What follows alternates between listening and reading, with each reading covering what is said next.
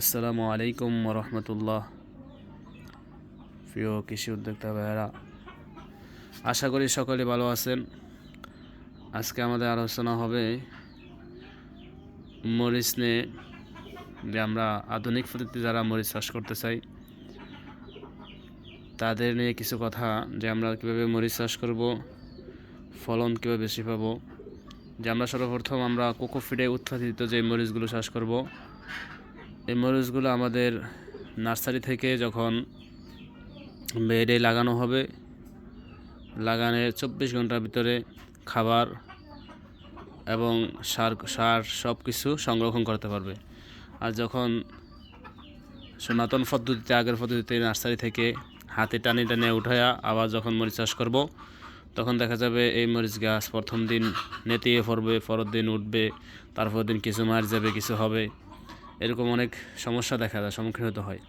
জন্য যাদের কাছে কোকোফিডে উৎপাদিত চারা আছে তারা কোকোফিডে উৎপাদিত চারাই লাগাইতে পারেন। যে আমার কাছে দেখেন, এখানে আমি এই চারাগুলো জমিতে লাগাবো, লাগানোর পরে আমি কীভাবে পরিচর্যা করব আজকে আপনাদের সাথে শেয়ার করব ইনশাআল্লাহ। জি, আপনার মরিচ গাছের কাঙ্ক্ষিত ফলনের জন্য আপনি যা করতে হবে, যে সর্বপ্রথম এই দেখেন আমার এই মরিচ গাছটার নার্সারিতে যখন 20 থেকে 25 বা 30 দিন থাকবে, থাকার পরে আপনি নার্সারিতে রাখার সময় আপনি তো সিডুল স্প্রে বা যে কোনো ছত্রাকনাশক পোকার আক্রমণ থেকে বাঁচানোর জন্য আপনি এগুলো চালাতে হবে। চালানোর পরে আপনি যখন নিচে জমিতে রোপণ করবেন, তখন আপনি সর্বপ্রথম যে কাজটি করতে হবে, আপনি 1G কাটিং করতে হবে। মরিচ গাছটার মূল মাথাটি আপনি এভাবে কেটে দিতে হবে। কেটে দেওয়ার কারণে আপনার কি হবে, দেখেন আমার এই মরিচ গাছগুলো আমি আজকে 50 থেকে 55 দিন বয়সে আমার এই মরিচ গাছগুলো নার্সারি থেকে লাগানোর পরে 50 দিন হবে। এই 50 দিনে আমার মরিচের 1G কাটিং করছি আমি। এই দেখেন মাথা বরাবর, এই বরাবর 1G কাটিং করার কারণে আমার প্রচুর ডালপালা হয়েছে, শাখা হয়েছে, শাখাতে অনেক ফুল এবং ফল আসে গেছে। আপনারা যখন কাটিং করবেন তখন দেখবেন আপনাদের গাছগুলো এরকম গোলাকার ছত্রে যাবে এবং অনেক শাখা পোষা হবে। এই শাখা থেকে আপনারা বহুত ফলনে আশা করতে পারবেন ইনশাআল্লাহ।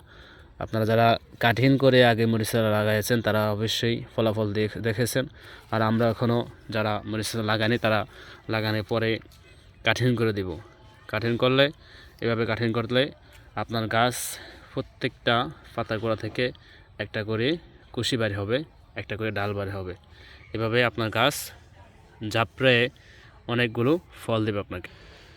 আমরা দেখি যে মরিচ গাছে সবচাইতে বেশি ভয়ঙ্কর যে রোগটি দেখা যায়, এটি হলো পাতা কোঁকড়ানো। পাতা কোঁকড়ানো থেকে বাঁচিবার জন্য আমরা যা করতে হবে, যে আপনারা দেখেন যে আমি বেড আকারে মালচিং দিই নেই, মালচিং ছাড়া। যারা মালচিং দিয়ে করবেন অত্যন্ত ভালো ফলন পাবেন। আমি এবার মালচিং দিই নেই, মালচিং ছাড়াই করেছি।